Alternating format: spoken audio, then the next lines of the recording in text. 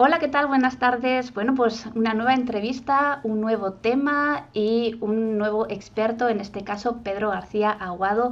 Yo creo que muchos de vosotros ya le conocéis y no hace falta que te presente, Pedro, porque te hemos visto mucho en televisión y yo estoy encantada que hayas aparecido aquí en este canal familiar de Padres Formados. Así que bienvenido, te agradezco que estés aquí. ¿Cómo estás?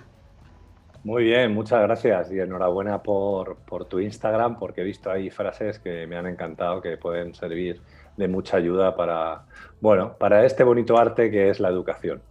Eso es, un arte que es compartir y a través de contenido educativo de valor, a través de las redes sociales, usarlas para aprender, no solamente para entretenernos, sino para aprender. Pedro, yo aún así quiero decir dos cositas sobre ti, porque lo que hemos conocido de ti, así un poquito por encima, es que, bueno, pues fuiste campeón olímpico de waterpolo ya hace unos cuantos años y después te hemos visto mucho en programas de televisión, sobre todo el que más quizás la audiencia de Padres Formados ha podido conocer ese hermano mayor. Y yo te quiero hacer una confesión, Pedro, y creo que es la forma con la que podemos introducir un tema que me interesa mucho, que es la adolescencia, cómo convivir con esa adolescente, que no todos son iguales, ni cada familia no se parece a la otra, ¿no? Pero ¿cuántas veces me han dicho a mí, padres y madres, en formaciones, algo así como, yo no quiero que mi hijo sea uno de hermano mayor? Y a esto podemos responder muchas cosas, ¿no? Pero claro, todas las circunstancias no son las mismas, ni las familias son iguales, ni las necesidades. Pero Pedro, dinos algo, por favor. Hablemos de este tema, de la adolescencia y de los prejuicios, ¿no? Y de estos miedos. Fíjate cómo, ¿no? Que no sea como los del hermano mayor, que no acabe en hermano mayor, como si eso fuera un estigma, ¿vale? Y es cierto, pues porque el programa lamentablemente está enfocado y estigmatizaba un poco a aquellos chicos, aunque luego había una gran capacidad de cambio. ¿Qué se puede hacer para que un chico, fíjate, yo no diría sea, sino se comporte como los comportamientos que tenían los chicos y las chicas de hermano mayor? Básicamente, a lo que tú te dedicas y yo también me dedico a prevenir. A mí se me conoce más en la intervención y en la actuación, pero ¿cómo puedo evitar esos comportamientos? Preveniendo desde la educación. Una educación coherente desde el cariño, en ese equilibrio de las normas, los límites, alejándonos de la autoridad, de los castigos, del autoritarismo, siendo más motivadores y concienciadores de que nuestros hijos y nuestras hijas evidentemente se van a equivocar, teniendo habilidades educativas básicamente, y para eso hay que aprender. Entonces yo creo que todos nuestros programas, todo lo que estamos dando ahora a través de las redes sociales puede ayudar a que esos niños y esas niñas no terminen comportándose como los de hermano mayor. Así que, ¿qué puedo hacer para que mi hijo o mi hija no acabe en hermano mayor? Adquiere herramientas educativas, habilidades educativas y edúcale. Me encanta la pregunta y la respuesta, ¿no? Es como tan sencillo como adquirir herramientas educativas. Lo que pasa es que muchas veces llegamos a la adolescencia como muy rápido, ¿no? Y de repente uno se da cuenta de que lo que tenía que haber hecho no lo ha hecho. Y yo también quiero que te lean, Pedro, porque es verdad que, bueno, estamos un poco en la era digital y consumimos mucho contenido educativo. Cada vez vemos igual menos tele o seleccionamos lo que queremos ver. Pero yo también quiero que te lean, ¿no? Y de todos los libros que tienes unos cuantos, Enfréntate a la vida, Consíguelo, que es el último que has escrito, ¿no? Los consejos de hermano mayor, pero quizás podemos recomendar el de A salvo en la red, que escribiste con Francisco Castaño. Uh -huh. Tienes este proyecto, ¿no? De educar también a la familia y quizás nos puedes hablar un poco de él. Justo cogiendo los problemas que surgían en hermano mayor, y que fue un altavoz y un escaparate donde muchas familias se vieron identificadas. Muchas familias, no solo como se pensaba, ¿no? Que esos solo eran problemas de barrios marginales, de familias desestructuradas, de personas con pocos recursos académicos, ¿no? Se ha sabido que los problemas de comportamiento y los trastornos de comportamiento se dan transversalmente en toda la sociedad, incluso mucho en familias estructuradas donde uno de los cónyuges tiene estudios superiores. Así lo dicen las estadísticas, que de las 500.000 últimas demandas de padres a hijos en los juzgados, el 60% viene de familias de este tipo, familias que no salieron en aquel programa, ¿no? Entonces, es un problema transversal. ¿Qué está ocurriendo? Pues que algunos de aquellos comportamientos podían venir provocados por el consumo de sustancias y otros, algunos tratamos, que tenían que ver con el mal uso de las nuevas tecnologías. De ahí el proyecto Aprender a Educar nació un poco pues, por la variante como tienes tú, ¿no? Primero sensibilización y si llegamos tarde, actuación. Entonces, como vimos que había mucha demanda en cómo puedo ayudar a que mi hijo o mi hija no desarrolle estos problemas comportamentales, ¿no? Las nuevas adicciones comportamentales en el mal uso de las nuevas tecnologías, sacamos ese libro que es el tercero del proyecto Aprender a Educar y que va enfocado pues, a papás y a mamás para bueno, a ver cómo acompañamos, cómo guiamos, cómo orientamos a nuestros hijos y cómo nos identificamos como padres y madres, cómo somos, que, que es muy bueno. Hay diferentes tipos de padres. Yo no sé cómo te situarías tú, ¿no? Yo he sido padre follower. Le he estado siguiendo a mis hijas en las redes sociales, les he estado dando like. Claro, las está poniendo un poco en un compromiso, porque las redes sociales es como el parque o el patio, no quieren que estemos ahí. Papá, yo te dejo que veas, pero no interactúes conmigo, ¿no? Luego están los censuradores, aquellos que fuera, dan la espalda a las nuevas tecnologías. Luego están ¿cuáles son? Los desconectados, que son los que no entienden nada de nuevas tecnologías. Entonces, su hijo o su hija va a empezar a usarlas a su manera, ¿no? A su Claro. libre albedrío, ¿no? Y luego estarían aquellos que están más o menos informados y que hacen un uso y acompañan y educan bien en el uso. Así que yo creo que es un libro a día de hoy que puede venir muy bien a papás y a mamás. Qué bueno, tres tipos de padres. En mi caso es al revés. Cuando a lo mejor digo en casa, pues ayer publiqué tal cosa, sí, ya te vi. Qué bueno, tienes hijos followers, qué bueno. Sí, claro, pero bueno, está genial lo que me cuentas. Me encanta lo que has comentado de la violencia filoparental, porque sí es verdad que es una forma de decir, no, aquí problemas podemos tener todos y todas. Es verdad que si hay unas condiciones familiares X, a lo mejor lo acentúan más o lo pone más fácil, ¿no? Pero al final la clave está en que los padres y madres tengamos las competencias parentales o emocionales suficientes. ¿Qué pasa? Que ya hay muchos que llegan a la paternidad con esa sensibilidad, entonces leer un libro o ir a una charla, ¿no? Yo sé que en Navarra, en Pamplona, ha habido colegios donde han ido a escucharte y han salido encantados, ¿no? Y, jo, qué interesante y todo lo que han contado. Y está muy bien. Pero tiene que haber un compromiso y una continuidad, ¿no? Un compromiso de mejora. Y luego, claro, hay otros que llegan tarde y tienen que ir a la actuación y ya tienen que dejar en manos de expertos un poco la vida de sus hijos y confiar en que alguien les arregle, ¿no? El jarrón roto, ¿no? Y ahí el tema es que hay mucho sufrimiento.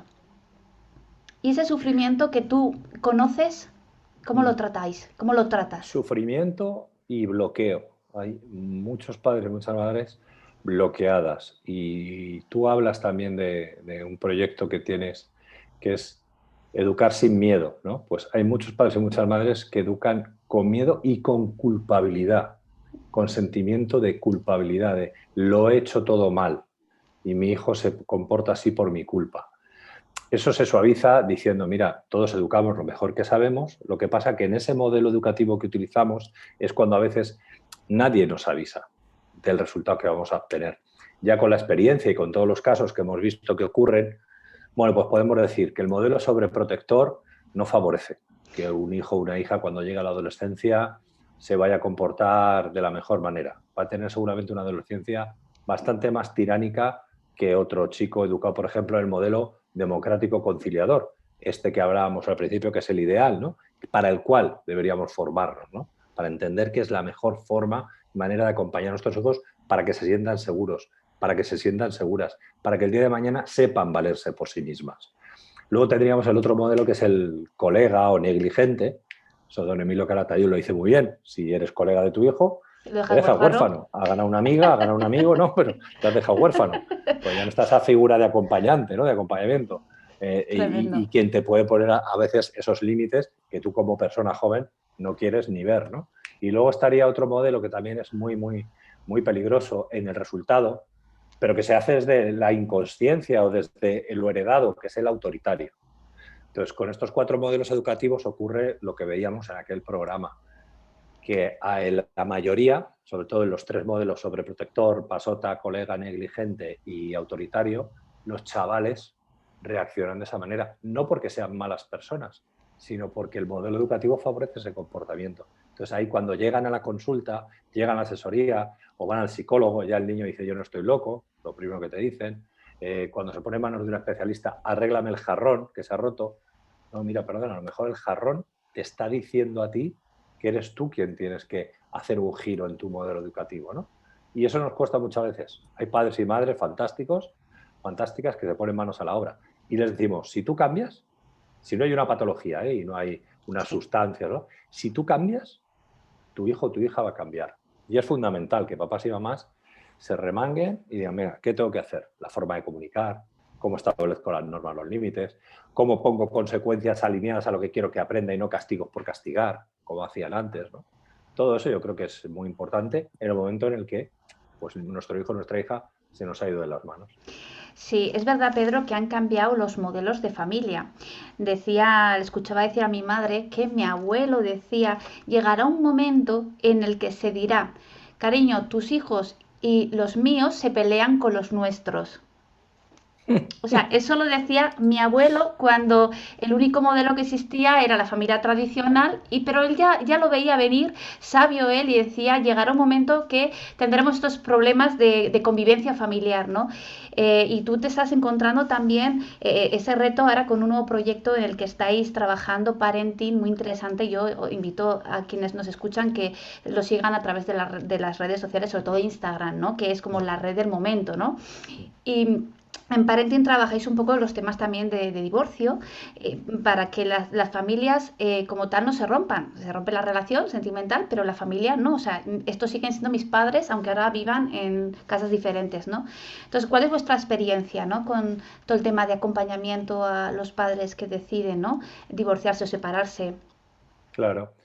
¿Cuál es el origen de este proyecto? Pues el análisis de la situación que se genera cuando pues, papá y mamá se separan, se divorcian, o papá y papá, porque ahora, como bien has dicho, hay, o mamá y mamá, hay muchos tipos de familias, ¿no? Entonces, un cambio en la situación de los referentes, digamos, de los progenitores o de los cónyuges, provoca emociones controvertidas y emociones pues que no siempre están los niños y las niñas preparados para llevar, ¿no? Y yo hablo por la propia experiencia, ¿no? El cambio, la situación de mi casa fue a los 12 años y fue disruptiva totalmente y fue abrupta, fue sin mucha comunicación, ¿no? Entonces, Parenting nace con la idea de acompañar en el proceso de esa separación para generar el menor trauma posible a los hijos y a esa familia. Es decir, en esa familia, como tú bien decías, pues habrá los abuelos, las abuelas, las tías, los primos, el no sé qué. Y es un núcleo familiar. Tal Entonces, cual. papá y mamá pueden que estén separados,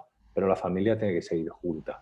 Y eso se puede conseguir ¿cómo? Con un plan de parentalidad que le llamamos, es decir, con asesores, el asesoramiento jurídico por un sitio, la mentorización por otro, la orientación familiar por otro, la gestión de las emociones, incluso el coaching por otro, porque al final tu hijo o tu hija no tienen por qué ser culpables del desacuerdo o víctimas, perdón, del desacuerdo que tú tengas con tu pareja, ¿no? Y esto se está dando habitualmente.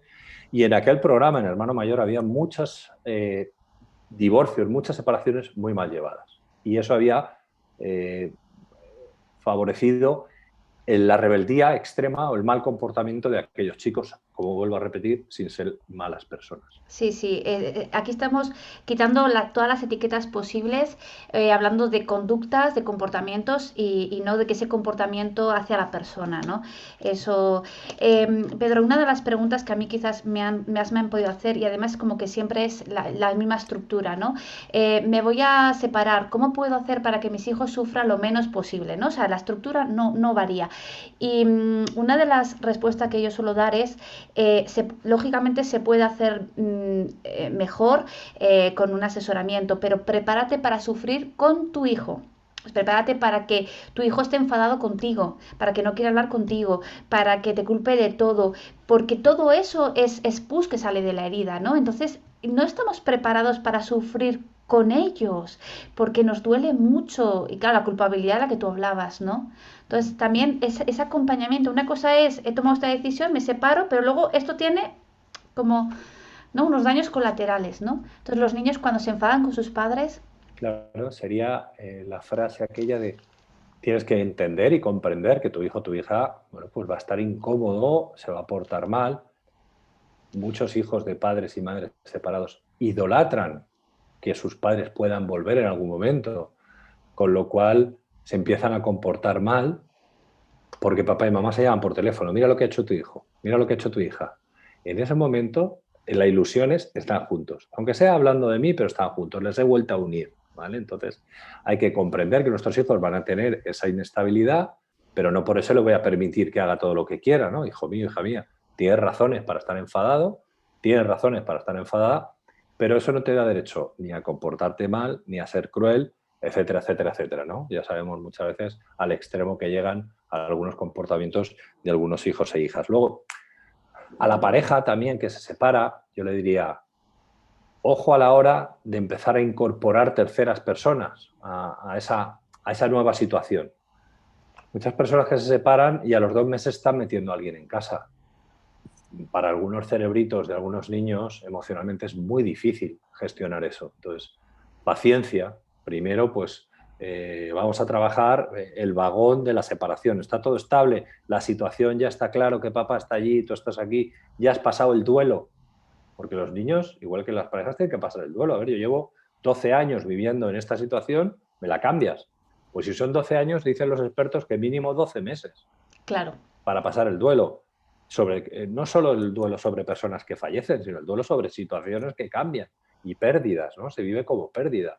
Oye, pues primero la aceptación, salir de la rabia, primero la negación que se hace y que produce rabia. Bueno, las 5 fases que no me las sé, pero al final llegar a una fase de estabilidad que digas, bueno, pues ahora yo como madre o como padre quiero incorporar una tercera persona, ¿vale? Pero es que ya ha pasado un año, ya mi hijo se ha recuperado. Ya mi hijo puede entender que yo tengo derecho a enamorarme o tal, pero claro, muchas veces los adultos somos muy impacientes y enseguida incorporamos terceras personas. Y si no se ha recuperado de la separación, que metas a otra persona, claro, ocurre lo que ocurre. Que tampoco la otra persona tiene habilidades educativas, intenta hacer de padre o de madre y la lían bastante. Y claro, ya tiene su padre, ya tiene su madre, ¿no? Y tú eres la pareja de, ¿no? Y la pareja de, pero yo contigo no tengo todavía ningún vínculo, ¿no? Claro. Pues también hay que entender eso. Pedro, todos conocemos el decálogo del juez Calatayud, que lo acabas de nombrar, ¿no? Como las 10 cosas que hay que hacer para tener un hijo delincuente, ¿no? O sea, él tiene su decálogo, ¿no? Pero por tu experiencia, si tuviéramos que hacer un decálogo, ¿no? De las 10 cosas buenas, bien hechas, que todo padre y madre esté o no separado, pero ejerciendo ese rol de padre y madre, ¿no? Emocionalmente competente. Esas 10 cosas, ese decálogo del padre competente, ¿cuáles podrían ser, ¿no? Que pudiéramos nombrar. Bueno, el primero yo creo que Venga. Como padres, como madres, sería tener claro para qué educamos, ¿vale? Vale. Muchos te dirán, para que mi hijo sea feliz. No depende de ti, no depende Claro. de la educación que le des. Para mí depende, pues, dotarle de las herramientas para que sepa valerse por sí mismo, ¿no? Ese es mi autónomo. mantra. Ese es mi mantra. Me Que encanta. luego encuentre felicidad o sea capaz de disfrutar más o menos de la vida, irá por muchos factores más, ¿no? Pero como educador, como persona que asume la responsabilidad de traer a este mundo un ser humano, lo mínimo es eso, ¿no? Pues venga, ¿para qué educo? Y tenerlo claro. Luego el amor, ¿no? ¿Qué entiendo por amor? ¿Darle todo de forma inmediata, colmar sus deseos de forma inmediata, o el amor responsable? El amor responsable sería enseñarle el principio de realidad, ¿no? Entonces, hijo mío, hija mía, por mucho que yo te quiera, las cosas no van a ser como tú quieres siempre. Claro. El amor, sí. Y con eso pasaría a ayudarle a gestionar la frustración. Ajá. Gestionar la frustración, decirle eso mismo, ¿no? El principio de realidad. Te quiero con locura, ¿no? O sea, amor, te quiero. Y como te quiero, pues te estoy enseñando esta parte de la realidad. Claro, porque te quiero, te digo que no. Exactamente, ¿no? Y luego, pues otra sería el equilibrio entre el sí y el no. Mantener un equilibrio entre sí y el no. No sé cuántos de no es, no sé cuántos de sí es, pero mantener ese equilibrio, es decir, que en algún momento del proceso de crecimiento de tu hijo y tu hija escuche la palabra no. Claro. Y gestione el no. Claro. Y no porque te monte una patalea cambies el no al sí. Claro. O sea, sé coherente. Sí, sé flexible, pero no cedas, ¿no? Sé flexible, pero no cedas. Exactamente. Yo, oye, un chupachus, venga, sí, toca. Lo decido. ¿Te apetece? Sí. ¿El chupachus conlleva que luego no comes? Bueno, error mío, no error tuyo, tú eres un niño, tú no sabes, tú te apetece más el deseo de satisfacción inmediata. Al día siguiente, ¿quieres el chupachus? No. ¿O lo quieres? Sí. ¿No Después. comes? ¿Ya no cenas? No, yo le enseño. ¿Tú lo quieres? Vale. No, pataletas ninguna, vale. No tengo hambre, no pasa nada. Cuando tengas hambre, no vas a comer, aquí hay un horario. Eso también es muy bueno en educación, porque a Los veces nos horarios. chocamos como trenes, ¿no? Entonces, no. ¿Lo quieres? Vale. Yo te puedo explicar, mira, hijo, si te comes el chupachus, hija, si te comes el chupachus, luego no comerás. Y mi hija era así. Pero, modo off, yo quiero el chupachus, ¿qué me estás contando? ¿No? Vale, pues ya está. Yo eso lo he hecho. Llegar a mi hija a la cena y ponerle las judías verdes y comérselas como si fueran espaguetis. Porque lleva desde la 1 sin comer. Pues se comió algo antes de la comida. Entonces, lo aprendió, su cerebro ya asoció. Si hago esto no como y luego paso hambre. Y más con este que es cabezota y no me va a dar nada. Perfecto. Lo malo es si le doy el chupachú, luego no come, luego le dejo comer a media tarde, tal, pues entonces no le estoy enseñando nada, ¿no? Sí, ¿no? La incoherencia en la que a veces entramos, ¿no? El Eso es. equilibrio entre el sí y el no, y luego también detrás de un no entender que a veces hay un sí, ¿no? Es, no quiero hacer esto, claro, lo que tú quieres hacer es esto otro, ¿no? También reconocer lo que detrás de ese no, realmente el deseo que tienen, ¿no? Dar ese valor, aunque Exacto. luego se pueda o no se pueda. Ser comprensivo Ujú. y no siempre permisivo. Eso ¿Vale? es. Ser Venga, ese es comprensivo otro. y no permisivo. Otro sería validar todas las emociones. Venga. Validar todas las emociones es, ¿estás triste, no? Claro, las cosas no van como tú quieres, ¿no? Te has caído, te has hecho un desconchón, te has dado un golpe. Duele, ¿verdad? Hay que llorar, ¿eh? ¿Quieres llorar? Sí.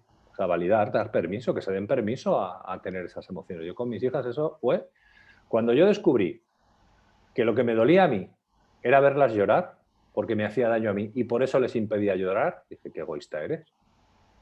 Y a partir de ahí fue, ¿te has caído, no? Me miraba, digo, llora, duele, ¿eh? Buah.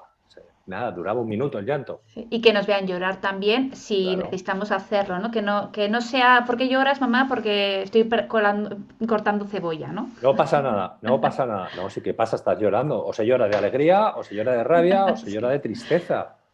¿Qué te ha pasado, no? Pues eso yo creo que es muy importante, ¿no? Ser honestos, ser honestas, Sí, ¿no? Sería sí. otro valor, ¿no? Otro Ujú, decálogo, ser honestos, ser honestas con nuestros hijos, con nuestras hijas, ¿no?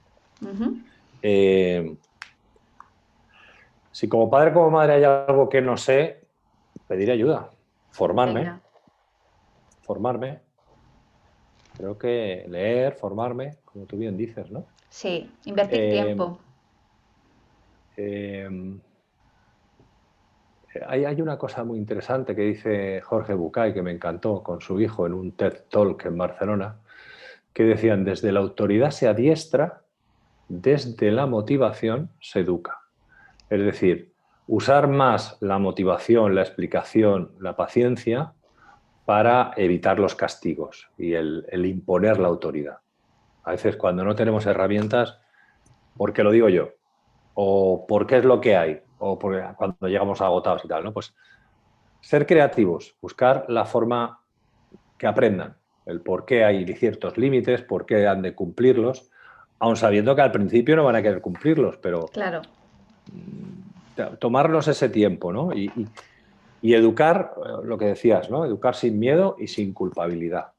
Yo creo que es Pues fundamental. mira, si los tuviera que resumir, han salido ideas fantásticas y además que esta pregunta no la teníamos preparada porque a mí me gusta mucho generar un espacio de quizás de intimidad y de comodidad y que vaya fluyendo un poco todo, ¿no? Pero han salido ideas muy bonitas, ¿no? Preguntarnos como idea principal para qué educo, ¿no? Si educo para que sean felices o les doto de recursos para que ellos generen su propio bienestar emocional, ¿no? Ese amor responsable que viene a ser como un amor incondicional, ¿no? Que ama desde un amor, una emoción regulada, ¿no? Un amor que cuida, que protege, ¿no? Todo el tema, por ejemplo, de entender el equilibrio entre un sí y un no, algo tan importante, ¿no? por ejemplo, ser honestos, el pedir ayuda, la motivación, para no imponer el autoritarismo, sino educar con autoridad. Y para mí, fíjate que cuando educamos con autoridad estamos mostrando también un amor hacia uno mismo y una autoestima sana. Pero cuando tú educas con autoridad, lo que estás reflejando es sé gestionar mi frustración o mi rabia cuando te digo un no, sé mantener el equilibrio, no te preocupes que tú no vas a correr peligro conmigo, yo voy a estar, digamos, con mi inteligencia emocional trabajando mi gestión emocional y voy a poder marcar esos límites sin hacerte daño, ¿no? Y ahí que estoy mostrando autoridad y autoestima, ¿no? Entonces, Y fíjate qué interesante lo que estás diciendo, porque eso les genera seguridad. Les puede generar la pataleta porque no me dejas hacerlo, pero estás convencida de lo que me estás diciendo, me lo estás transmitiendo y eso me da seguridad. Es decir, mamá no es una veleta que hoy dice blanco, mañana gris, pasado rosa, hoy sí, mañana no, después quizás, ya veremos. No, no. Cuando es sí, me dice sí y cuando es no, me dice no. Y además el cerebro es muy adaptativo. Hay niños y niñas que pelean más, pero al final el cerebro hace clic y dice ya lo intento más, pero es exacto, desde esa seguridad, más que autoridad, me gustaría desde esa seguridad de que estoy convencido que lo que estoy haciendo es bueno para ti. Seguramente ahora con 5 años, con 6, con 7, con 12, con 14, no lo entenderás. Ya lo entenderás. Ojalá te lo pudiera hacer entender, pero ahora me toca decírtelo y actuar con coherencia, desde la propia seguridad y desde la autoestima.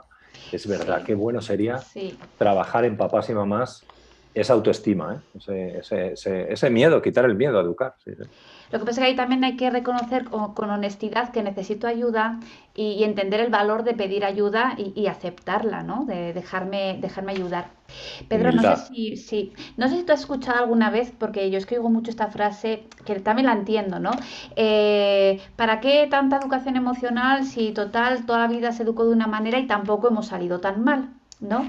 Esa necesidad de decir, mírame, tú me ves a mí que yo haya salido mal, pues entonces déjame educar como me educaron mis padres a mí. Entonces es como agarrarse de alguna manera a lo que conocemos, lo que controlamos, por miedo a soltar y a reconocer que quizás la educación que nos dieron no fue la mejor, pero claro. No hemos salido tan mal, pero vamos a ver el índice de consumo de ansiolíticos, antidepresivos y cuántos de esas patologías tienen que ver con un tipo de educación que no nos ayudó o que no nos enseñó, porque ellos y ellas tampoco sabían a gestionar nuestras emociones. En aquella época, primero, no había tanta abundancia, era un poco más el sentido común, pero no te explicaban las cosas. ¿Me compras unas zapatillas? No. ¿Por qué? No hay dinero. Pero no te decía lo que estás sintiendo es frustración. Ya. Lo que pasa es que papá no es más malo que el papá de tu amigo. ¿Sabes? Todas esas cosas, nosotros hemos crecido con unas codificaciones de, bueno, es lo que toca. O sea, inteligencia emocional cero.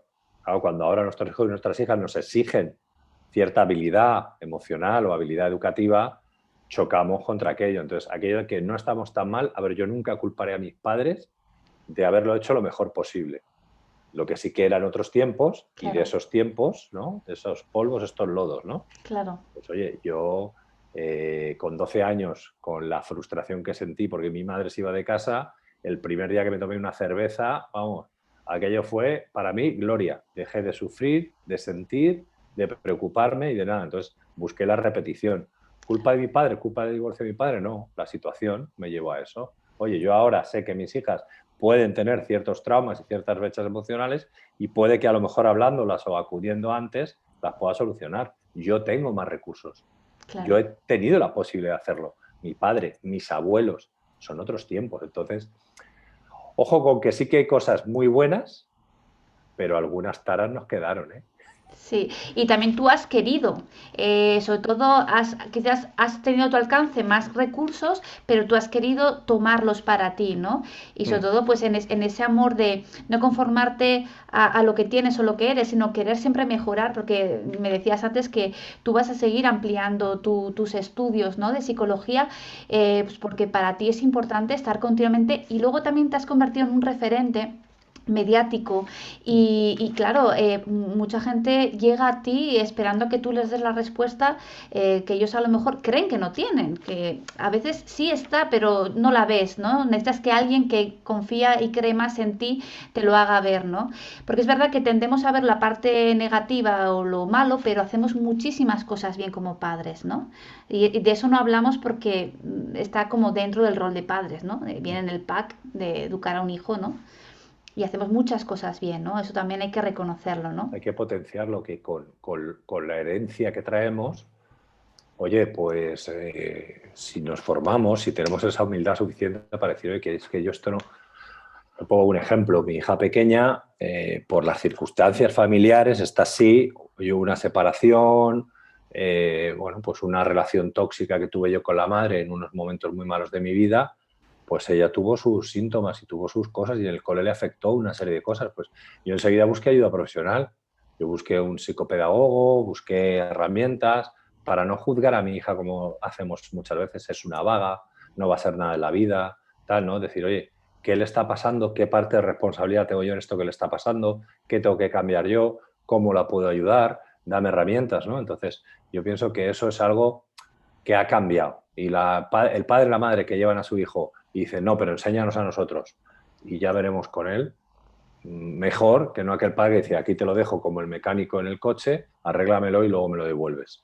Entonces, ese tipo de cosas yo creo que a mí me ha ayudado mucho el vivirlo en mis propias carnes, el vivir también mis propias zonas erróneas, ¿no? Como el libro aquel, mis debilidades y Sí, mis incapacidades, y no sí. tener miedo a pedir ayuda y decir, oye, yo quiero ayudar de la mejor manera y por eso voy a estudiar psicología, porque yo me he sentido muy inseguro ayudando, porque ha habido veces que digo, es que yo no puedo ayudar más ni mejor, porque no sé. Yo solo sé hasta donde sé. Entonces, cuando ocurre eso y toda una familia vuelca todas sus esperanzas en ti, a mí me ha costado mucho decir a la gente que yo no soy el que te salva a tu hijo o el que salva a tu hijo. Yo soy el que orienta a tu hijo o a tu familia para que vosotros os salvéis, ¿vale? Porque yo los cambios ya los he hecho. Y os puedo hablar desde mi experiencia vivida y aprendida, desde el tema teórico, clínico y demás. Para eso hay profesionales. Que yo de aquí a unos años, cuando acabe la carrera, me convertiré en uno, perfecto, pero es para ayudar mejor. Y eso yo Qué creo que es muy bonito. importante. Todos tenemos que estar en formación continua, los que nos dedicamos a ayudar a personas. Guau, me ha encantado todo lo que has dicho. Yo no sé si eres consciente de la influencia tan positiva que tienes como persona mediática que eres, pero tu mensaje, cómo puede ahora mismo alguien que te está escuchando, cómo le puede dar fuerza para decir, yo voy a hacer como Pedro. Yo voy a hacer, yo me siento en una situación muy parecida y yo voy a hacer como él, pedir ayuda, reconocer que necesito ayuda, buscarla y hasta encontrarla, ¿no? Porque hay veces que no la encuentras a la primera, ¿no? También ese es un recorrido. Y quizás, Pedro, por ir un poco terminando con esta entrevista que me está gustando muchísimo y me da pena que hasta que termine, pero hablemos también del sufrimiento que tienen muchos chicos y chicas que al final lo acaban manifestando a través de violencia, violencia hacia sí mismos, autolesión, suicidio o intentos de suicidio, que hay que hablar de las dos cosas, el intento de suicidio y el suicidio, ¿no? En la adolescencia, que son unas cifras altísimas, todo el tema de bullying, acoso escolar, ciberbullying, pero también hablemos del agresor, no, del chico o chica agresor como víctima, ¿no? Hablemos también de esa parte, ¿no? Que a veces hablamos solo de la víctima que recibe, ¿no?, esa violencia, pero también quiero hablar, ¿no?, de quien ejerce esa violencia como víctima también y que necesita ayuda para dejar de sufrir y dejando de sufrir, dejar de hacer sufrir a otros, ¿no? Uh-huh. Es cierto, yo creo que en ciertas edades, sobre todo en los centros educativos, el protocolo o la intervención debería ser de esta forma, ¿no? Es decir, a la víctima darle toda la protección y toda la ayuda que necesita y al agresor o la agresora, evidentemente, estudiar su caso, no estigmatizar, Sí, sino entender que ese comportamiento siempre estaremos, ¿no?, en ese equilibrio, ¿no?, entre el bien y el mal, ¿no? ¿Es mala niña, es mal niño o tiene mal comportamiento? ¿Cuál es el origen de esa maldad? ¿De ese mal comportamiento o de ese ser malo? Lo que decías tú al principio, ¿no? El entorno, lo vivido, sus propias inseguridades, su propia forma de reafirmarse dentro del grupo, pues ayudémosles, evidentemente, haciéndoles también entender el daño que provoca su comportamiento, que eso también es importante. Yo en el tema de las adicciones, en terapia, que ya llevo 17 años impartiendo terapia, muchas veces les digo, no quiero que os deis con el látigo, pero sí que habéis hecho mucho daño, producto de vuestra adicción. Pero es que si volvéis a tomar, volveréis a hacer daño. Ahora ya sabéis, no sois culpables, pero sí responsables. Sí. Ese sería el mensaje, ¿no? A un agresor. Una agresora, mira, no te voy a culpabilizar, pero sí te voy a responsabilizar. Claro. Y te voy a ayudar a que eso no vuelva a pasar. Posiblemente tu entorno no lo pueda cambiar, si vienen de los problemas de tu entorno, tu gestión de la ira, tu gestión de la inseguridad, tu gestión de la frustración. Bueno, pues te tendré que también dar tratamiento. Yo creo que en eso estás muy acertada y los protocolos creo que muchos van enfocados a eso. Lo que pasa que lo que decías, si la familia del agresor o de la agresora no colabora, si el propio agresor o agresora se quiere limpiar las manos, ahí vamos a tener un problema porque va a seguir repitiendo la conducta. Sí, no, eso es así y es verdad que hay que ayudar a dejar de sufrir para dejar de hacer sufrir a otros, ¿no? Y entender también la violencia como algo que requiere recursos y inversión. Hay que invertir en prevención, es que luego la intervención es carísima, ¿no? Entonces es verdad que apoyamos a muchas madres en el tema de el preparto, el posparto y demás, y ya una vez que te dan la criatura te vas a tu casa, ¿no? Y es voluntad de cada uno el invertir tiempo. Pero sí diría una cosa, ¿no? Que a veces decimos, esto lo tendría que hacer el ayuntamiento, el gobierno, el colegio, responsabilizando a otros de lo que yo no estoy haciendo, ¿no? Y llega un momento que es como, mira, estamos solos, ¿no? Si lo hacen los demás o no, no lo sé, estamos solos, pero tú eres el mayor o mejor recurso que tienes para tus hijos. Haz tú esa inversión en ti, ¿no? Haz tu inversión de tiempo en formación, inversión de tiempo en lectura, inversión de tiempo en seleccionar estos contenidos que intentamos que sean entretenidos, pero el mensaje va directo, ¿no?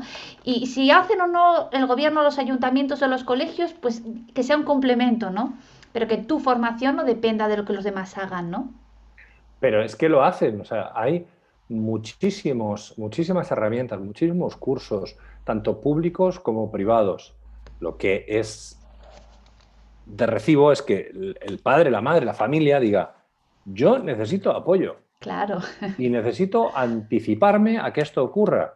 ¿Y dónde busco? Es que te pones a mirar y hay cursos de esto, de educación positiva, Sí. herramientas, tal. Lo que pasa es que tienes que dedicar, yo qué sé, oye, media hora, Sí. 20 minutos. Ahora, Sí. como dices tú, las nuevas tecnologías, no tienes a veces ni que leerte un libro. Con ver un tutorial, un Un vídeo, podcast.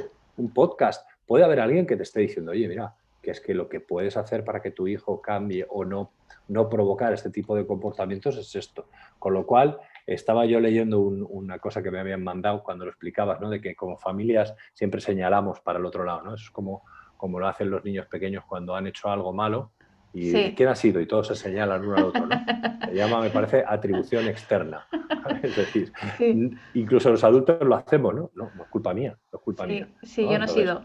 claro, oye, sé proactivo, ya tienes un Sí. océano y además Sí. bastante Sí. inundado de programas, de Sí. herramientas, de todo esto, ¿no? Sí. Ya no Entonces, hay excusa, ¿no? ya no hay excusa, eso es, No, ya no ya hay no. excusa. Qué bueno. Mira, Pedro, y un poco por ir finalizando la entrevista, te cuento que siempre termino la entrevista preguntando a mis invitados que si yo los nombrara ministros de Educación o de Sanidad, ¿no? Y además sin ningún tipo de límite, ¿no? Todos los recursos y además con todas las puertas abiertas, ¿no? ¿Qué 3 cambios llevarían a cabo en favor de la familia, ¿no? Que es como tú tienes la oportunidad de hacer estos 3 cambios, ¿no?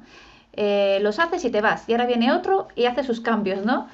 ¿Y cuáles serían esos 3 cambios? Uh-huh. Bueno, en educación dentro del ámbito del hogar, lo que hemos hablado, ¿no? Es Sí. enseñar a educar, ¿vale? Dar la opción por lo menos a quien quiera aprenderlo, ¿no? Exacto, y que cada familia adquiriese ese decálogo del que hemos hablado, pero Venga. que cada familia tuviera el suyo, ¿vale? O sea, que cada familia tuviera su decálogo del por qué educa, para qué educa, ¿no? Para, bueno, pues mirando al futuro.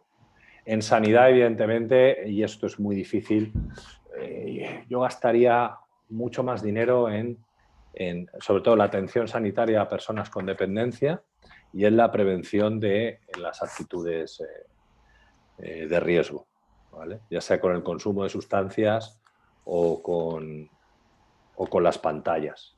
Creo que ahí también papás y mamás somos muy responsables. Un niño de 1 año, de 3 años, está con una pantalla y se la puede dejar 24 horas, que sus ojos se van a mantener abiertos. Cierto. No es responsable, los responsables somos los adultos. Entonces, y luego en la educación, otro cambio que haría sería rescatar métodos y modelos educativos donde el crecimiento personal, la inteligencia emocional, la búsqueda o descubrimiento de tu propio talento en edades tempranas, como puede ser la ESO, para que cuando salgas de la ESO ya decidas qué es lo que se te da bien y que por eso quieres estudiar esa carrera o que por eso quieres ponerte a trabajar o hacer un grado medio, un módulo de grado superior, pero porque sabes lo que quieres. No salir Sí. con esa ignorancia de no sé para qué valgo, voy a estudiar esto porque es lo que me dicen, ¿no? Y que el modelo educativo cambiase y no fuera tan, ¿cómo se dice?, tan todavía arcaico, ¿no? De vamos a preparar a la gente para ser obreros, para ser obreras, para trabajar en las fábricas, porque eso ya cambió. Claro, sí. Claro que prepararlos también para el autoempleo, para el emprendimiento, ¿no? Para... Gestión financiera, Sí, conocimiento financiero. Vamos, parece mentira que en la actualidad todavía sigan saliendo sin haber dado pinceladas de este tipo. ¿Qué ocurre? Y aquí es una pequeña crítica o no sé, a la teoría de la conspiración. Pienso que los poderes, todos, derechas, izquierdas, centros, no le gusta que la población piense, no le ya, gusta que la población tenga pensamiento crítico. Y entonces sí, educamos de una forma muy, muy así, como los burritos. sí. Algunos hacen así, ¡hala! ¿Pero qué? No, no, no, no mires más mundo. Hombre, pero es que yo quiero, no, no, tú por aquí, tú a votar esto y a hacer esto y a no quejarte. Bueno, vale, vale. Sí. Pero me vas a aprobar, ¿no? Venga, sí, aprobado. Entonces yo creo que eso, ¿no? Eso de abrir las orejeras, ¿no? Y decir, ahí está el mundo, con tus debilidades, con tus fortalezas, y venga, arriba, ¿no? Me encanta lo que dices porque una de las mayores críticas que me hacen papás que me conocen de años es, además ya lo dicen como riéndose, ¿no? No, si Leticia nunca dice lo que hay que hacer, ¿no? Nunca te da la respuesta, ¿no? Y además es una crítica que se repite mucho y me gusta mucho porque si algo tengo claro es que a través de la formación hay que dar la oportunidad a los padres de que piensen sobre un conocimiento con un respaldo científico, pero que piensen, que se atrevan a pensar y a tomar decisiones y que se equivocan ellos y se aciertan ellos. Pero yo te enseño a pensar, no qué pensar. Y sin embargo estamos tan adoctrinados y venimos de una escuela tan tradicional que tendemos a preguntar, ¿qué hago? ¿Cómo es esto? ¿Cómo se resuelve esto? Y que me digan cómo, ¿no? Como Ujú. íbamos en la escuela, ¿no? Maestra, profesor, ¿cómo se hace esto, no? Y a mí me encanta que me den la oportunidad de pensar y tomar decisiones libremente, ¿no? Siempre con un respaldo científico, nada que, ¿no? De opiniones sin base ninguna. Jo, qué interesante, Pedro. ¿Hay algo más que quisieras aportar así espontáneamente? Porque crees que es como una frase que podrías con eso despedirte. Yo lo que estoy y lo que me ha pasado, o sea, empecé siendo un padre muy encorsetado, es decir, no disfrutaba de la educación, era hiper preocupado, hiper protector. Al liberarme y disfrutar, yo lo que diría es disfrutar del proceso de la educación, disfrutar de lo bonito que es equivocarse, disfrutar de la inteligencia de vuestros hijos, vuestras hijas, para salirse con la suya, llegar a ver cómo son, cómo piensan, qué habilidades tienen, dónde se... No sé, yo es que con mis hijas aprendo tanto desde el momento que me quité las orejeras esas, ¿no? Y las vi tal y como eran. Empecé a disfrutar muchísimo con lo que has dicho al principio, del arte de educar, que casi es de acompañar en el crecimiento, ¿no? Qué bueno, Pedro. Pues mira, te agradezco muchísimo el tiempo que nos has regalado. Yo te aseguro que van a venir experiencias de gente que ha escuchado esta entrevista y que se va a sentir también agradecido porque necesitamos referentes. Igual que nuestros hijos y nuestras hijas tienen youtubers y tienen referentes en internet. Y está bien que, bueno, que los tengan y que los conozcamos y que supervisemos, pero también nosotros como padres en la era digital necesitamos referentes, ¿no? Referentes, mujeres, hombres que estén invirtiendo su tiempo y su vida y aparte lo compartan a través de las redes sociales para que nos quede ese poquito para nosotros, ¿no? Porque el mundo es muy grande y lo digital pues hace posible que nos conectemos, ¿no? Pedro, me ha gustado muchísimo todo lo que nos has compartido. Voy a hacer el decálogo del buen trato de Pedro García Aguado. Voy a recoger esos 10 puntos para que a la par que el de Juez Calatayud sean como los 2 decálogos que hay que tener en cuenta, ¿no? Lo que sí y lo que no. Claro, no siempre focalizarnos, ¿no? Sí. Enfocarnos a lo negativo, sino, vale, esto es lo negativo, pues dime cómo lo puedo hacer de forma positiva, ¿no? Y que cada uno luego lo desarrolle, como tú bien dices, con su propio criterio. Qué bueno, me ha gustado muchísimo, Pedro. Bueno, yo te voy a despedir. Os recuerdo que, bueno, a Pedro lo hemos conocido lidiando en Hermano Mayor con casos problemáticos, pero bueno, él lleva muchísimos años acompañando a familias y un poco atendiendo situaciones también de adicción. Tiene varios libros muy interesantes. Vamos a recomendar el de A Salvo la Red y el de Consíguelo, son como de los últimos o más recomendables. Lo podéis encontrar en Instagram, también con su proyecto actual de parenting y en redes sociales.